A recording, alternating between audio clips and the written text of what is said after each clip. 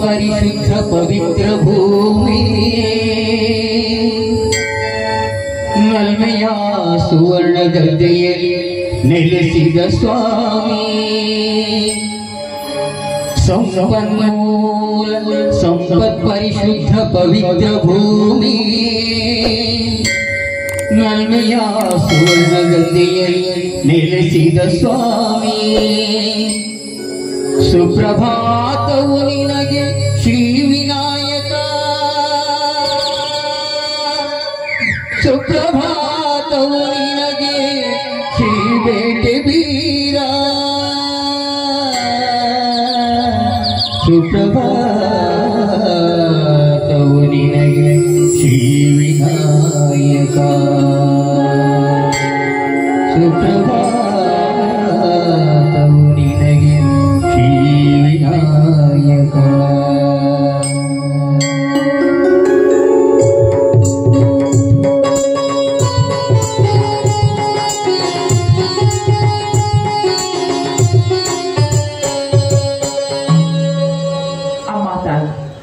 ಜಗನ್ಮಂಗಲೆ, ನಿನ್ನ ಈ ದೃಢ ಕೃಪಾಕ್ಷದಿಂದ ಸದಾಕಾಲ ನಮ್ಮ ಮನೆತನವನ್ನ ಕಾಪಾಡುವ ಭಾರ ನಿನ್ನಲ್ಲಿಯೇ ಕೊಡುವೆ. ಏಕೆಂದ್ರೆ ಹುಟ್ಟಿದಾಗಲಿಂದಲೂ ಬಡತನದ ಬೇಕಿಯಲ್ಲಿ ಬೆಂದಿರುವ ನನ್ನಣ್ಣ ಕಷ್ಟಪಟ್ಟು ತಾನು ದುಡಿದು ನಮ್ಮಿಬ್ಬರ ಅಣ್ಣಂದಿರದನ್ನ ವಿದ್ಯಾಭ್ಯಾಸಕ್ಕಾಗಿ ಹಗಲು ಎರಡು ಅನ್ನದೇ ಶ್ರಮಿಸುತ್ತಿದ್ದಾನೆ. ಆದಷ್ಟು ಬೇಗ ನನ್ನ ಅಣ್ಣನ ಕನಸು ನೆನಸಾಗುವಂತೆ ಹಾರೈಸುತ್ತಾಯಿ. ಹಾರೈಸು.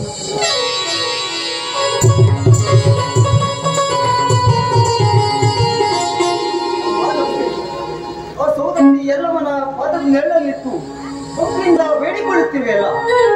ನೀನು ಬಯಸಿದ ವರವನ್ನ ಕಳುಹಿಸುವೆ ನಮ್ಮ ತಾಯಿ. ಭಕ್ತಿಯಿಂದ ಶ್ರದ್ಧೆಯಿಂದ ಆ ದೇವಿಯನ್ನ ಸ್ಮರಿಸಿದ್ದೇ ಆದರೆ ನಂಬಿದ ಭಕ್ತರನ್ನ ಎಂದು ಕೈ ಬಿಡುವುದಿಲ್ಲ ಆ ತಾಯಿ. ಆ ದೇವರಿಗೆ ನಮಸ್ಕಾರ ಮಾಡಿ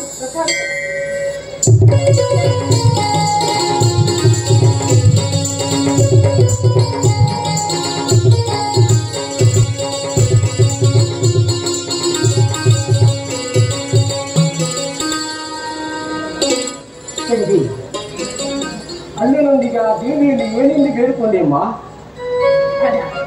ಆ ದೇವಿಯಲ್ಲಿ ಏನೆಂತ ಬೇಡ್ಕೊಳ್ಳಿ.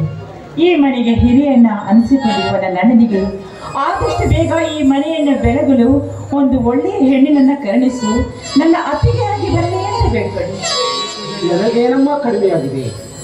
ಬಂಗಾರದಂತ ತಂಗಿ ನನ್ನ ಎರಡು ಕಣ್ಣುಗಳಂತೆ ಸದಾ ಹೆಗಲಿಗೆ ಹೆಗಲು ಕೊಟ್ಟು ದುಡಿಯುವ ರಣಧೀರ, ನಕ್ಷತ್ರದಲ್ಲಿ ಬಾರಿ ಮಿಂಚುವ ನಕ್ಷತ್ರದಂತೆ ನನ್ನ ಕಿರಿಯ ತಮ್ಮ ಮಧು. ಹೀಗಿರುವಾಗ ನನಗೇನಮ್ಮ ಬೇಕು? ಅಣ್ಣ, ನೀನೊಬ್ಬ ದೇವಮಾನವನಣ್ಣ, ನೀನೊಬ್ಬ ದೇವಮಾನವ. ನೀನಂತ ಅಣ್ಣನನ್ನ ಪಡೆದು ನಾನು ಪೂರ್ವ ಜನ್ಮದಲ್ಲಿ ಪುಣ್ಯವನ್ನ ಮಾಡಿದ್ದೇನೆ. ಅದು ಅಣ್ಣ ನೋಡು, ಕೈಯಲ್ಲಿ ಹೂವಿನ ಹಾರವನ್ನ ಹಿಡ್ಕೊಂಡು ಇತ್ತ ಕಡೆ ಬರ್ತಾ ಇದ್ದಾನೆ.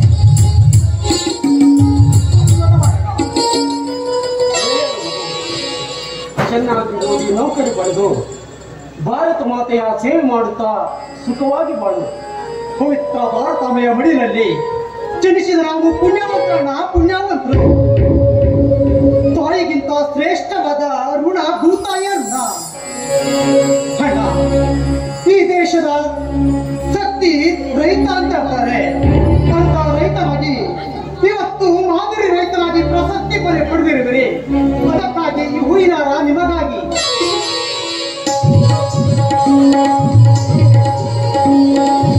ದುಡ್ಡಿನ ತಾಯಿಯಮ್ಮತ್ತೆ ಕಷ್ಟಕ್ಕೆ ತಕ್ಕ ಪ್ರತಿಫಲ ಸಿಕ್ಕೇ ಸಿಗುತ್ತದೆ ಎನ್ನುವುದಕ್ಕೆ ನೀನೇ ಮಾದರಿ, ನಾನೀನೇ ಮಾದರಿ.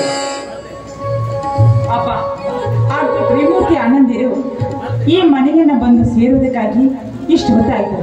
ಇನ್ನೇನಾದ್ರೂ ಅತ್ತಿಗೆ ಬಂದ್ಬಿಟ್ರೆ ಮುಗ್ದೆ ಹೋಯ್ತು. ಏ ಕಳ್ಳೆ, ನಾವೇನಾದ್ರು ಮದುವೆ ಆದ್ರೆ ಹಾಗಲ್ಲ, ಹೋಗ್ಲಿ ಬಿಡೋಣ. ನಾನಿನ್ನು ತಮಾಷೆಗೆ ಅಂತ ಈ ಮಾತನ್ನ ಹೇಳಿದೆ. ನೋಡು, ಈಗಾಗಲೇ ಊಟದ ವೇಳೆ ಆಗಿದೆ. ನಾನು ಹೋಗಿ ಊಟಕ್ಕೆ ತರ್ತೀನಿ, ಆಯ್ತೆ? ಊಟ ಆನಂತರ ಮಾಡೋಣ. ನಿನ್ನ ಸುಮಧುರ ಕಂಠದಿಂದ ಒಂದು ಹಾಡನ್ನ ಹೇಳಿಯ. ಓಹೋ, ನಾನು ಹಾಡೋದಾ?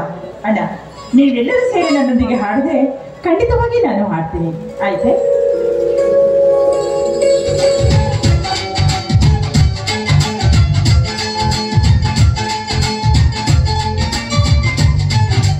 ತಿಂಗಳ ಬೆಳಕಿನ ಅಂಗಳದಲ್ಲಿ ಅರಳಿದ ಪ್ರೀತಿಯ ಸಂಚಾರ, ದೇವರೇ ಬಂದರು ನಾಚಲಿಬೇಕು, ಸ್ವರ್ಗವೇ ನಮ್ಮ ಸಂಸಾರ.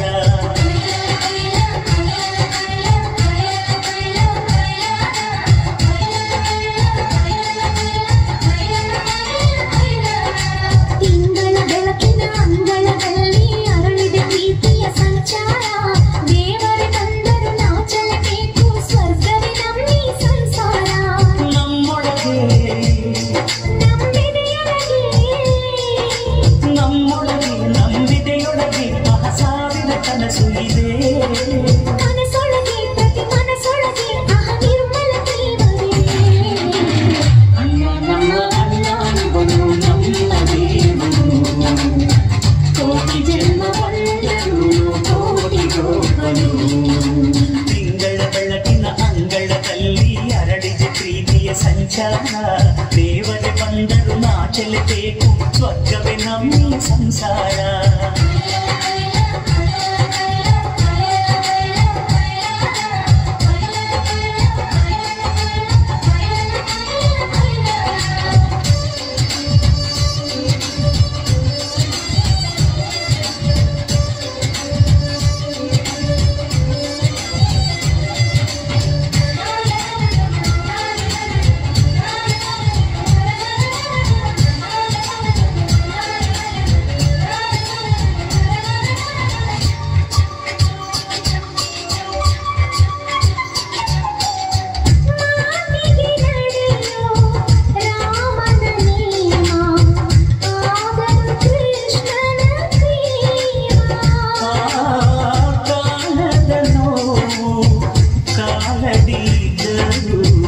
ಬುದ್ಧನ ಮನಸೋ ನಮ್ಮ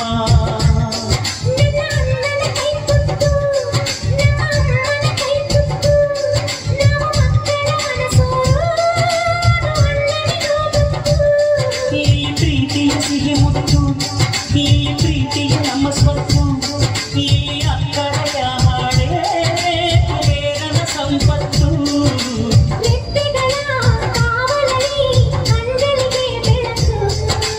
ಅಣ್ಣನೈ ಕಾವಲೈ ನಮಗಳಿಗೆ ಬದುಕು.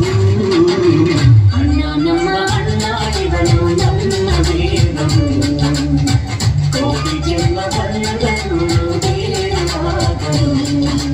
ತಿಂಗಳ ಬೆಳಕಿನ ಅಂಗಳದಲ್ಲಿ ಅರಳಿದ ಪ್ರೀತಿಯ ಸಂಚಾರ, ದೇವರೇ ಬಂದರು ನಾಚಲೇಬೇಕು, ಸ್ವರ್ಗವೇ ನಮ್ಮ ಸಂಸಾರ.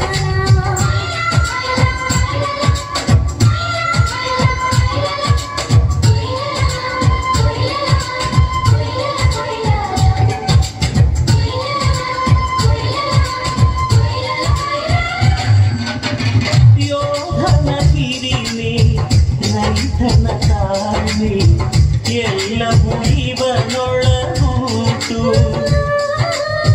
ಭೂಮಿಯ ಸಹನೆ, ಮಾನಿನ ಕರುಣೆ, ಅಣ್ಣನ ನೆರಳಲ್ಲಿ ಉಂಟು. ಇದು ತುಂಬಿದ ಸಂಸಾರ, ಈ ಪ್ರೀತಿಯ ಅಧಿಕಾರ, ಹಸು ಕಂದನ ಅಳುವಂತೆ ಪ್ರತಿಯೊಬ್ಬರ ಮಮಕಾರ. ಇದು ಕಾಲದ ಗಡಿಯಾರ, ತಿರುಗೋಣ ಮನಸಾರ, ಶತಕೋಟಿ ಜನಗಳಲ್ಲಿ ನಮ್ಮದೊಂದೇ ಸಂಸಾರ.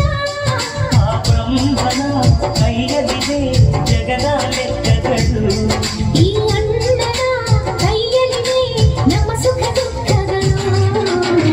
ಅಣ್ಣ ನಮ್ಮ ಅಣ್ಣ ಇವನು ನಮ್ಮ ದೇವರು, ಕೋಟಿ ಜನ್ಮ ಬಂದರು ಮರೆಯಲ ನಮ್ಮವರು.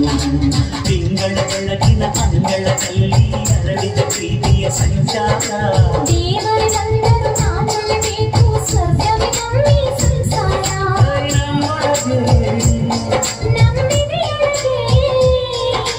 ನಮ್ಮೊಳಗೆ ನಂಬಿದೆಯೊಳಗೆ ಸಾವಿರ ಕನಸು ಇದೆ.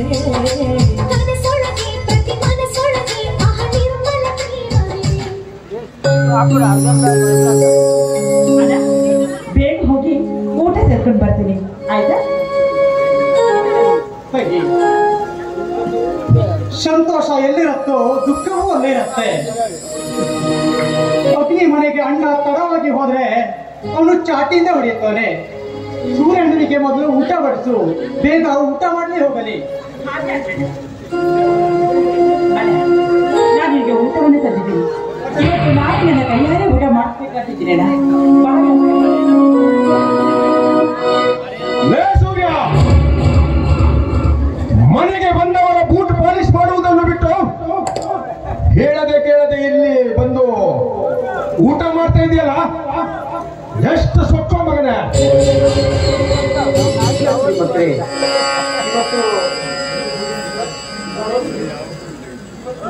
ಕೆಲಸವನ್ನ ರಾತ್ರಿ ಪೂರ್ತಿ ಮಾಡಿ ಮುಗಿಸಿದ್ದೇನೆ. ಆದ್ರೆ ನನ್ನ ಮುದ್ದಿನ ತಂಗಿ ತಮ್ಮಂದಿರ ಮುಖ ನೋಡದಿದ್ರೆ ನನಗಿರಲು ಸಾಧ್ಯವಿಲ್ಲ ಶ್ರೀಮಂತರೇ, ನನಗಿರಲು ಸಾಧ್ಯವಿಲ್ಲ. ಬಹಳ ಸುಂದರವಾಗಿದ್ದಾಳೆ ನಿನ್ನ ತಂಗಿ.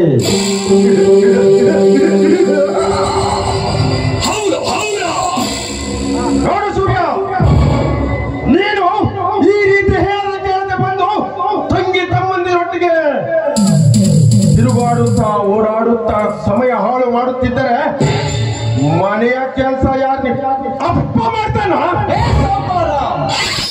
ಬಿಗಿ ಹಿಡಿದು ಮಾತನಾಡು. ಅವನಿಗೆ ಇದೊಂದು ಹೆಸರು ಮಾತನಾಡಿದರೆ ಪರಿಣಾಮ ನೆಟ್ಟಗಿರುತ್ತಿಲ್ಲ ಮಗನೇ. ಅಣ್ಣ, ಊಟ ಮಾಡೋಣ.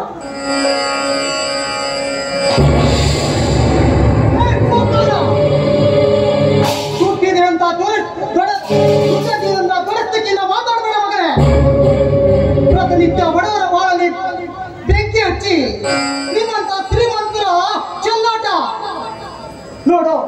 ನನ್ನ ತಂದೆ ಮಾಡಿದ ಸಾಲವನ್ನು ತೀರಿಸಕ್ಕಾಗದೆ ನಮ್ಮಣ್ಣ ಹಗಲಿರುಳು ನಿಮ್ಮಲ್ಲೇ ದುಡಿತಾ ಇದ್ದಾನೆ. ಅವನಿಗೊಂದೊಂದು ಊಟಕ್ಕೂ ಕೊಡದೆ ಕೊಡ ನೀನೊಬ್ಬ ಕಿರಾತಕ ನೀನು. ಒಂದು ವೇಳೆ ಅವನಿಗೆ ಏನಾದ್ರೂ ಚಿತ್ರ ಹಿಂಸೆ ಕೊಟ್ಟ ಅಂತ ಅಂದ್ರೆ ನಿನ್ನ ಭಿಕ್ಷೆ ಬೇಡ ಬಿಡ್ತಾನೆ.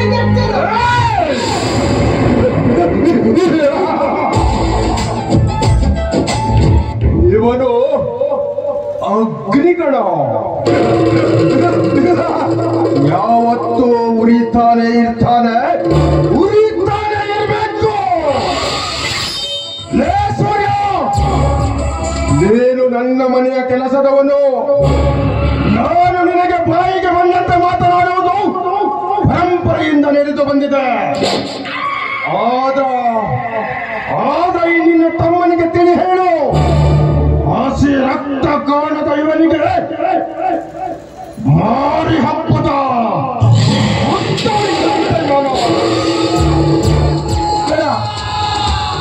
ಏನು ಮಾಡಬೇಡಿ. ಹುಡುಗ, ನಾನು ನಿನಗೆ ಬುದ್ಧಿ ಹೇಳ್ತೀನಿ. ತಂಗಿ ರಣವೀರ ತಮ್ಮನ್ನು ಕರೆದುಕೊಂಡು ಒಳಗೆ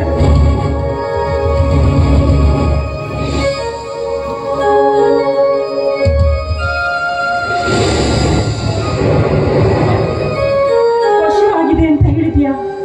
ಈಗ ಊಟ ಮಾಡದೆ ಹಾಗೆ ಹೋಗ್ತೀನಿ ಅಂತ ಹೇಳ್ತಾ ಇದ್ದೀನೇನ? ಪಾರಣ, ನಾನೇ ನನ್ನ ಕೈಯಲ್ಲಿ ನನಗೊಂದು ತುತ್ತು ಊಟ ಮಾಡಿ ಕಳಿಸ್ತೀನಿ. ಪಾರಿನ ಅಳ್ಬೇಡ ತಂಗಿ, ಅಳ್ಬೇಡ ಅಳ್ಬೇಡಪ್ಪ. ನಿಮ್ ಮುಖ ನೋಡಿದರೆ ನನಗೆ ಹೊಟ್ಟೆ ತುಂಬಿದಂತ ಆಗುತ್ತದೆ. ನೀವು ಒಳಗೆ ಹೋಗಿದ್ದೀರಿ, ನಿಮ್ಮ ಹತ್ರ ಹೋಗ್ತಾ ಇದ್ದಾರೆ.